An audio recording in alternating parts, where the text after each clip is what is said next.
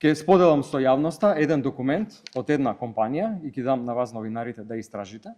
објавен пред 3 месеци, во кој што компанијата јасно и гласно наведува дека станува збор за дата центар кој што треба да го развиваат кај нас, дека е обезбеден капацитет на струја од 100 мегавати, дека имаат директен пристап, и тука цитирам, го цитирам нивниот пост на LinkedIn, до реката Вардар и високо ефикасниот капацитет на реката Вардар да ваквите центри ги лади, како и, повторно цитирам, целосно обезбедени,